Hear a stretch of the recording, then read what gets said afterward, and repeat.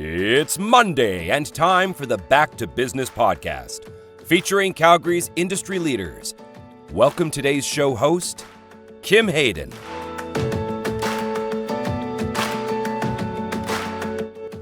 All right, if you're a bootstrapping Albertan and you're ready to build your business, the next legacy brand, you got to stick around and listen to this. Our guest, CEO of the Alberta Boot Company Outfitters, Jay Taylor, is in the house, and he's going to tell us very seriously, very clearly what you got to do in order to grind through and build Alberta's next legacy company. But hey, before you go, I got to do this, folks. Stick with me. Boot, scoot, and boogie on into the episode. We're going to listen to our land acknowledgement. We here at the Calgary Petroleum Club, in the spirit of reconciliation, honor and acknowledge that the land on which we learn, work, and live is Treaty 7 region of Southern Alberta. This place is a traditional homeland for the First Nations and Métis peoples, and today we all are part of this treaty land. All right, Jay, welcome to the show. Thanks for having me. I appreciate it. You are just in time for Calgary's Christmas, the Calgary Stampede. I'm excited to have you here. I'm going to dive in with a hard one, right? Sure. I want to unpack a little. Under your leadership, you've not only preserved a legacy brand.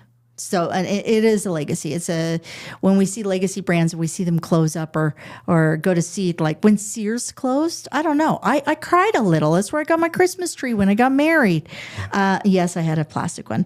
But you know, you've re-envisioned and implemented an entire new efficiencies that can pull it out of the challenges, solidify its legacies, and continue that cultural force that Alberta Boots has had here in Calgary. What do you think is the biggest challenge companies have when they're hitting that reinvention or that stagnation or those inefficiencies?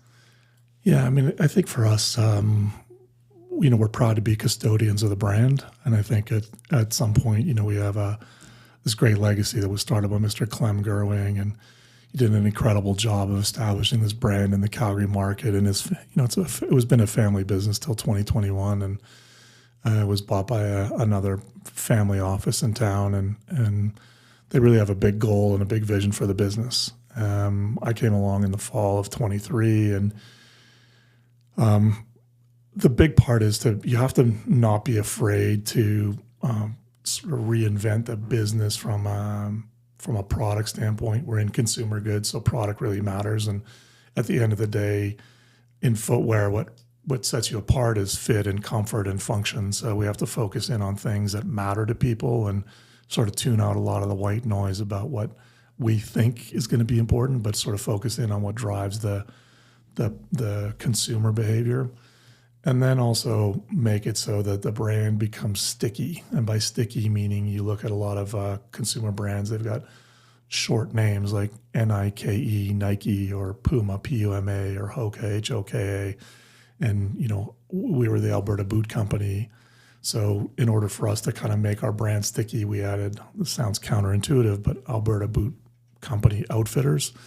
And you shorten that, and the acronym is ABCO or ABCO. And so it was new branding, new logos, new product development, new materials, and then some style and design to bring it towards the market and really kind of, tell the Calgary market and the Canadian market that we're here to stay, number one. And number two is that this market's really important to us. And the hard message we've had to get out is that we sell more than just cowboy boots now. We have a full apparel selection, and we've got a great merchant. She does an amazing job. And we have unbelievable floor staff that can help tell us the story as someone walks in the door, that it's not just, they're here for a product. They're here to really have an experience.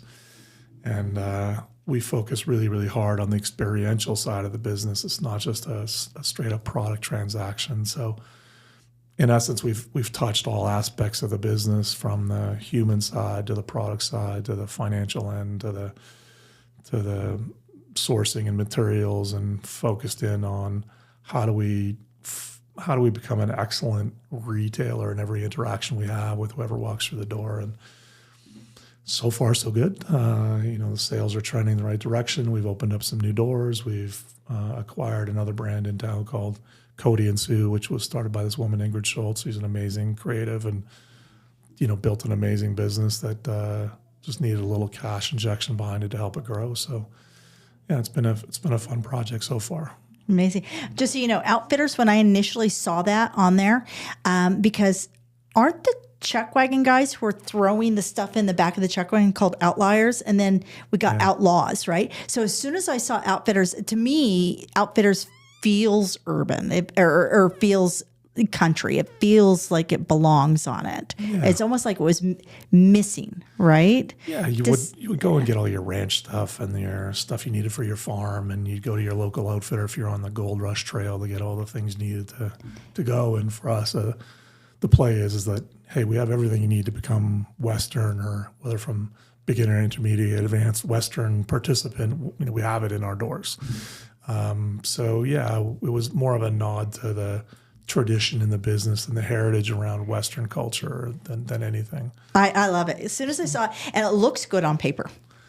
It feels like it completes the sentence. It completes. I thought it was a kudos. Good job. What are some of the things that you think people get wrong when it comes to striving for a legacy brand, striving for something? Because I've interviewed people from the nonprofit side, and they say the biggest challenge they have is the person who starts the nonprofit, because there's a passion point in it. What is something that businesses get wrong around stability, efficiencies, and growth? Yeah. I think if we look at sort of the cycling market, for example, and or the running markets, where you've got people that were passionate runners and they open up a running store, or they're passionate cyclists and they have a cycling business, or passionate photographer and they're crazy enough to get into retail, so they open up their own camera shops. Is you have to be able to translate your passion for the activity or the thing that you would like to do into the business side, and understand that, if you're opening a ski shop, you don't get to ski as much as you did anymore. You have to almost be too dumb to fail in these things, where you have to commit to time and pressure to be able to see the business through the bumps that it has. And it usually takes your first 3 years, you're losing money hand over fist, and it kind of stabilizes at the end of the year 3, and kind of get back to zero around the 5th year. But you have to gut it out through those 5 years and be able to tell stories into the market that compel people to walk in your door. So you not only have to be a passionate participant, you have to be a very good merchant, and then you have to be a great storyteller. Yeah. And people won't walk in your door unless you give them a reason to, or a story to buy into what you're doing. And it also has to be aspirational too, where no one wants to go into a store that looks like it's just an average, messy, secondhand store. There's unbelievable vintage collections that are in great vintage retailers, and they do extremely well. And then there's people that are kind of mailing it in. So you have to decide whether you're going to mail it in and survive, or you're going to try to change the conversation around your business and drive it towards a conclusion that's going to get you to the next level. And I think you have to know when you have to let go of the reins. You do. I think that's the big one, of knowing that if it's stay in your lane, right? And at some point in time, if business is going to grow, I think all businesses start out where you're literally across all lanes. You are literally the single jockey riding 8 horses, jumping across, trying to get them all to the finish line. Yeah. But at some point in time, you have to figure out who's going to do what. How does somebody do that? How do they come to the conclusion of, I need somebody like a Jay to come in because I'm not seeing the bigger picture? Yeah, it's a good question. I think the challenge that most businesses have is they fail when they're growing, meaning and especially when they're growing quickly, it's hard to stay ahead of the business because you're investing not only in inventories and or process, but you also need to invest in people before you get to the barrier where you need them. For example, in our business, we needed some operational and financial help in-house and some HR help in-house. So we, about 6 to 8 months before we knew we needed it, we got those people on board to be able to then get us through the bumps that we were going to have. And you mentioned right off the top of this, the Stampede, the Super Bowl's coming and it's Stampede. And we are now, like before we used to hire in beginning of June for the Stampede window. We've been to several hiring fairs now. We're onboarding people now. We have a plan now. And in order to be able for us to do that, we needed an HR person that started with us 8 months ago. So, we had to get her smart about the business, get her ready to go. And then, now we're onboarding all the staff we need to execute on our business plan through the Stampede window. And so how do you know? I think most entrepreneurs or startup junkies, we kind of get buried into this idea of, wow, we can figure it out, we can handle it, and we can shoot from the hip and figure it out and make stuff happen, which we can. But there's a point where there's only 24 hours of the day. You need 6 to 8 hours of sleep. And so if you're filling your whole day just managing process and people, you need help. And you have to sort of hold your nose and turn over the reins to someone that's going to do a better job than you are. And at the end of the day, and this is my philosophy, and it's a totally cliche, is you need to be the dumbest person in the room, meaning you can focus on mission, vision, culture, and values, but then you need people that can actually execute way better than you can. Yep. Yeah. We have there's 3 or 4 people in our, 7 or 8 people in our business that are Excel wizards that can model and build spreadsheets and templates and integrate with our BI models and our SQL servers. And they have this whole conversation. And I'm like, I think I understand about 10 or 15% of it, but can you show me the dashboard that we're going to get, And so then they're the ones that create the business insights for us to be able to then go and make decisions around how we're going to operate the thing.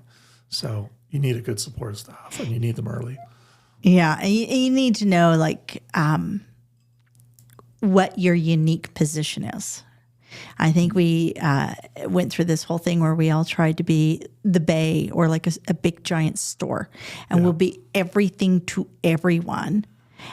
Where are you at in business in kind of the trends? So I know on the media side, we've gone from broadcast to narrowcast, right? Yep. What are some of the things that people should do in order to assess, is it too much? Yeah, I think, you see restaurants do this well, for example, where they and specifically kind of outside of Canada, where you go to Japan and there's the Japanese noodle shop and they hand roll the noodles and then they hand cut them and that's all they do is noodles, or the sushi bar and their specialty is in tuna and they have all the best tuna suppliers and they can put on this amazing spread. So I think you have to come into business with a pretty singular focus and really understand what your value proposition is to the market and deliver, meaning we've positioned Alberta Boot to be the middle to upper end of the market, and we're not a commodities-driven business. And I think for us to get there would be a big change in our business model, also very difficult for us to execute in, and we probably shouldn't go there. Conversely, we've got a business down the street, Mountain Equipment Company, that they are the generalist in the outdoor business, but you also have an ecosphere that usually exists around that business where there's specialty retailers or specialty suppliers that exist to provide high-end distinctive climbing equipment and experiences, or ski touring material and trips and guidance. So we see more of the trend in the market to be kind of very focused and experientially driven for the consumer. Like O'Connor's does a great job. You walk in there and you need a suit. I mean, those guys are fabulous. They do an amazing job. And, you feel like you don't feel intimidated walking into the store and they deliver on the promise that they give you is that, hey, it's going to be ready on Thursday. Well, on Wednesday afternoon, you get a phone call that it's ready on Thursday. So, they're great retailers and they do a very good job. And, it's kind of nice to experience these other retailers in the Calgary market that are driven like that. Let's talk about partnerships. How do you position for strong partnerships?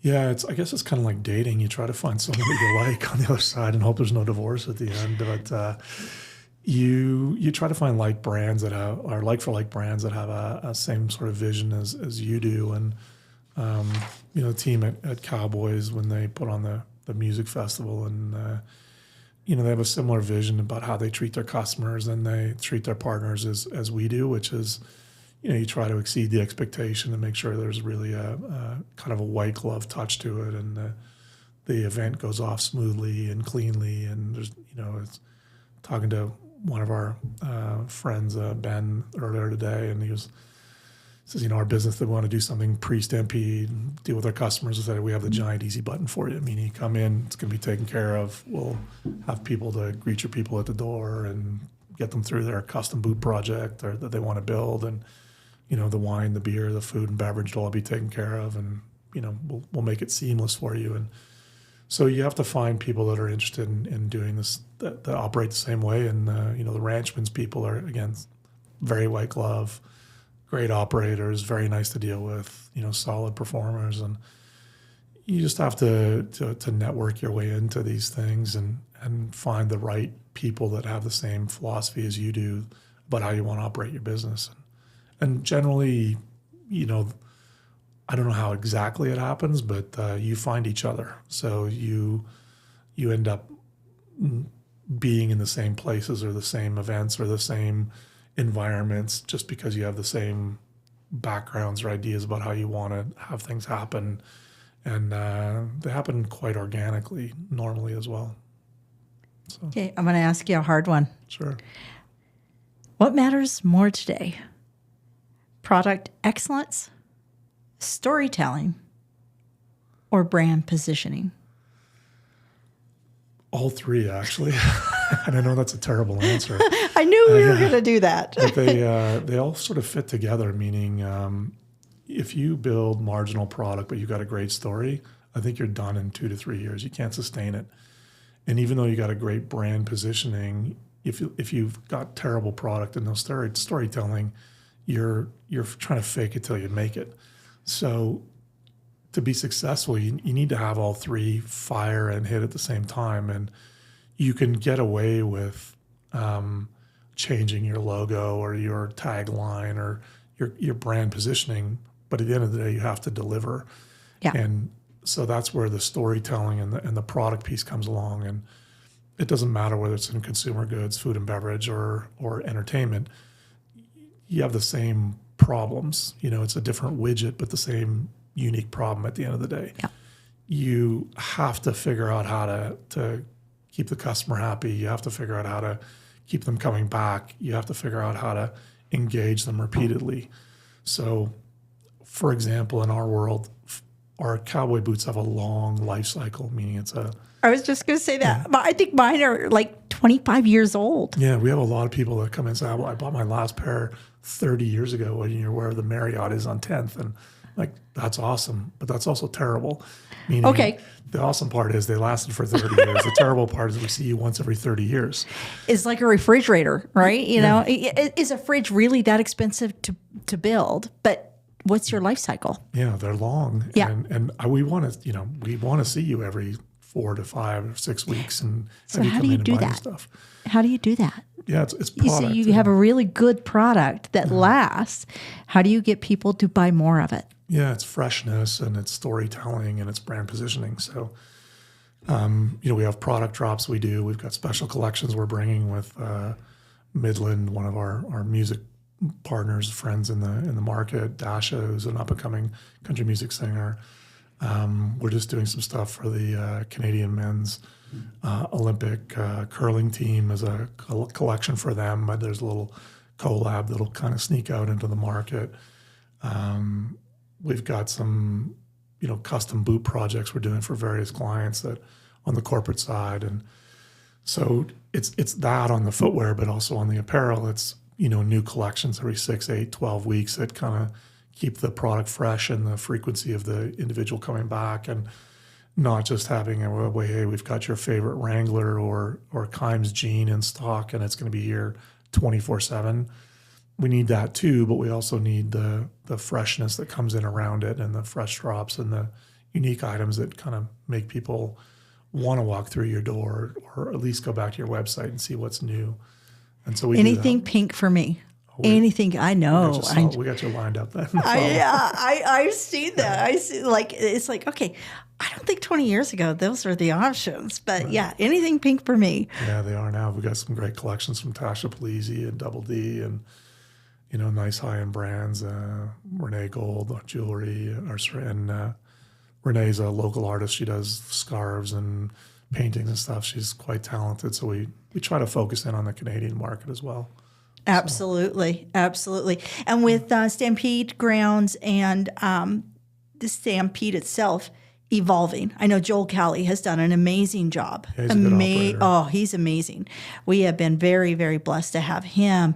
I believe that the Stampede is not necessarily an event, but more almost a lifestyle, an identity. Does that make sense? Yeah, I think their challenge is to go from an entertainment brand to a lifestyle brand, and I think they're probably trying to figure out how to make that transition now. We haven't spoken to them about it, but that's the difficult part. Meaning is we need Stampede or the brand of Stampede to be more than just a. I know there's the 10-day windows that it is, but it's really the 4 months that lead into it. Yeah. We need to figure out how to turn this into a 12-month a year thing and I know they're trying with the SAM Center, et cetera. And we've got lots of things that are happening, some educational tools. We have some, youth support programs, things along those lines. But I feel with everything that's going on and the evolution of our downtown core and our tourism Calgary, and there's so many things going on that when you position a company like Alberta Boot Company Outfitters, that the timing is essential. And I think that we're at this juxtapoint that people are looking for healthy, safe, beautiful places to do things, and year round. They are. I think they've got some great tourism partners here with like David Goldstein from Travel Alberta. It's a very good operator, smart guy, and has got connections in to bring a lot of the markets of people you wouldn't necessarily think would want to show up. And I know they're working on a lot of overseas groups to come here and sort of experience the joys of the Alberta market, meaning Banff and Calgary, the Stampede, et cetera. And the people at Tourism Calgary, again, great operators, and they're very on their game about how to not only bring through influencers, but storytellers and media and marketing people that really kind of line up behind the story behind Banff and the Stampede and the things that matter in the Alberta market, like Eau Claire Distilleries, for example. Another great business here. Yes, fantastic people as well. Award-winning gin, I believe, didn't they? They have like a killer gin. Yeah, killer gin, and good humans that are involved in that business. And so, at the end of the day, I think that for the Stampede to evolve, it's got to be more than a 10-day event. It has to stretch into, and I think they're probably looking at the model of the Houston Livestock and Rodeo show, where Joel's from. So. Where it's a 3-week thing, or the stockyards in Fort Worth, where there's daily shows that go on when they're parading longhorns down the center street of the building, or the center street of the stockyards, and then there's hours, right? I think it's noon or 1 o'clock every day. This show goes on, and then they make it happen, and they've really created these nice retail inflection points and moments that are good for tourism and drive that conversation. So. And that's where things like the showdown and these other events that happen outside of that window, getting those more visible. I know that there's a great rodeo circuit that you look at Cheyenne, you look at the kind of all the rodeo markets. So there's a great circuit, but also celebrating some of the stories that people come from. I interviewed 7 years ago, corn dogs. The original corn dogs from Illinois, and the one stand was actually from the family who developed the corn dog recipe and then sold it to, I think, McCain's or something, right? And it was just really a cool story to know that they traversed from Illinois with this wagon to sell corn dogs, by the way, some of the best, here in Calgary. And that we become part of that part. But I wanted to ask you, Jay, before we wrap this up, and I have a really great question to ask you at the end. I'm really excited about my closing question. Looking at distressed companies. Yeah. You've been doing this a while. What's something you had to learn the hard way? All of it, I think. You have to make some tough choices, and you have to kind of be in it. You have to be in the business pretty deep for about 24 to 36 months. And it's not a Monday to Friday thing. It's 7 days of Mondays. They are a grind. They are hard. You have to make tough decisions. You don't always get it right. And it's a 70% rule. If you have 70% of the information, you think you're 70% right, you need to move. Because if you wait, you've squandered the opportunity. The time's moved on. You never get it back. And so the thing I learned the hard way was speed matters, and decisiveness, whether it's right or wrong, matters. And unfortunately, your obligation is to the business and to the what's right for the business. And what appears on a balance sheet as dollars and assets and hard, tangible things. What doesn't appear on a balance sheet, which is the most important thing around the business, is the people. And you need the right team in place to drive the business that all believe in the mission and the vision and share in the culture of where you're trying to get to and how you're trying to get there. If you don't have that, you're dead in the water, and it's a hard transition to make to get the right people that have the right skill set to make the business move. For example, someone who's great when you're doing, $1 million worth of sales, maybe you grow out of their skill set when you're doing 7 to 10 million in sales. And then you have to have the hard conversation going, hey, we love you. We know you got us from A to B, but we're on E, F, and G, and let's get you in a place either in the business that's comfortable, or let's find you a place outside of the business where you can go excel. And those are tough conversations. Yes, they are. They're terrible. They're. I'm very much a people pleaser. It's why I do positive podcasting versus rage bait. And I love to see people shine.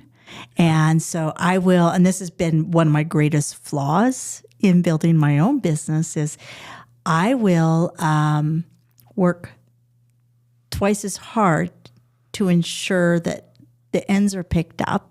Yep. Because I want to see the people that I surround myself really succeed. And sometimes they're not the right person to have success in that spot.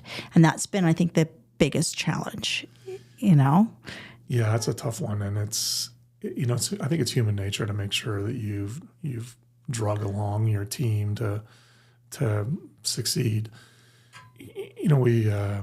My former life, we did a lot of work with special forces groups and specifically the U.S. Navy, and they have this chart which sort of illustrates out trust and performance.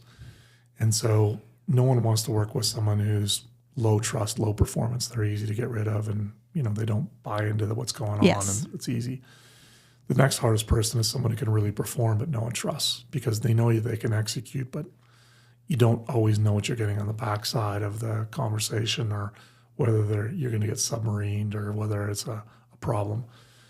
And they will 99.9% of the time choose the person that's high trust, low performance to work with on their team, only because you know exactly what you're going to get, and you can coach them through the hard parts. Grow them. Yeah. You can grow them. So, you know, we have a team first attitude in our businesses where, you know, we're going to win together, we're going to lose together, we're doing it together. And, you know, there's people covering for one another, whether it's for a shift or for, a deck that needs to be put together on a reporting side, or whether it's an event and our office staff show up and help out the retail crew, et cetera. And you need that camaraderie, and you need that coverage that's going to help you get through the tough spots. And when you've got a team that's got that mentality, you know, the business is really going to shine and it's going to grow. And we've been super fortunate enough to be able to put a group together that does that for one another, and it's rewarding to watch.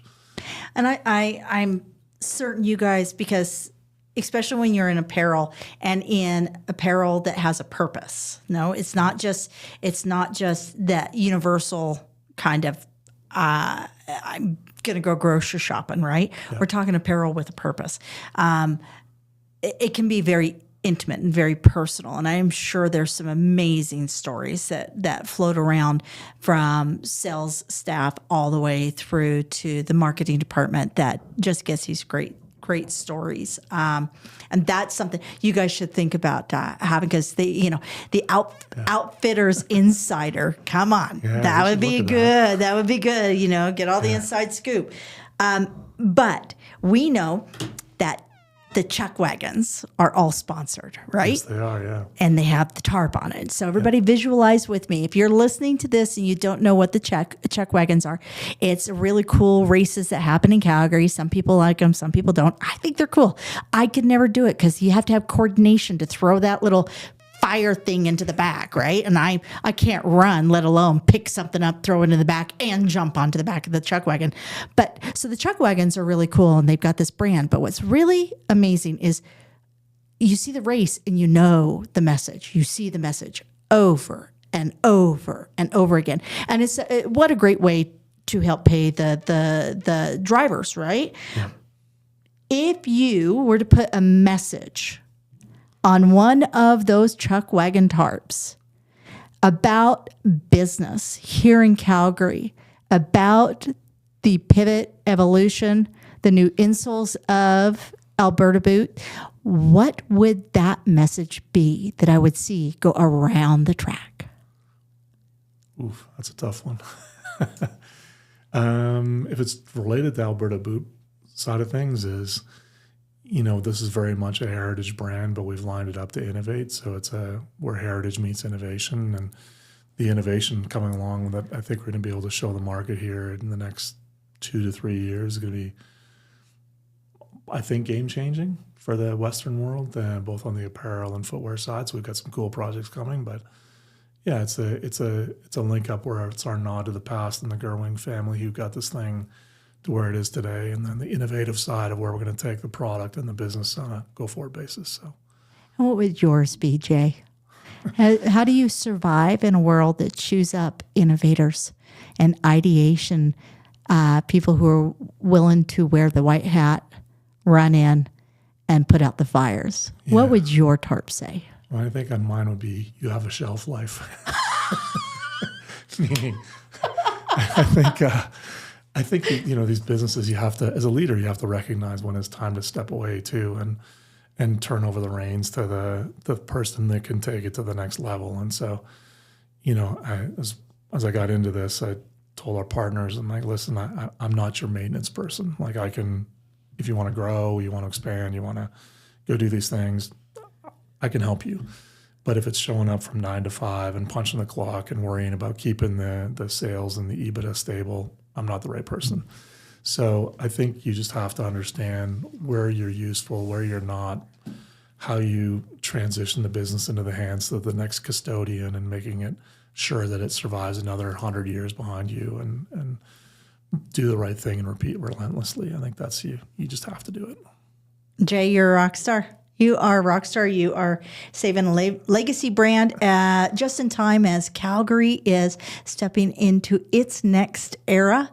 of being the white hat city, the place that everybody should come. Everybody should visit Calgary. If you want to avoid the crowds, come outside of July. But you know what? It's beautiful all year round, and there are things that you can do with your cowboy boots here. Thank you, Jay. Thank you. Appreciate you having me on. Thank you for joining us today on the Back to Business podcast. Be sure to visit calpeteclub.com, calpeteclub.com, to find out more about upcoming events, networking opportunities, and membership. If you are not already a valued member at the CPC, where we are proudly connecting and supporting Calgary's business leaders.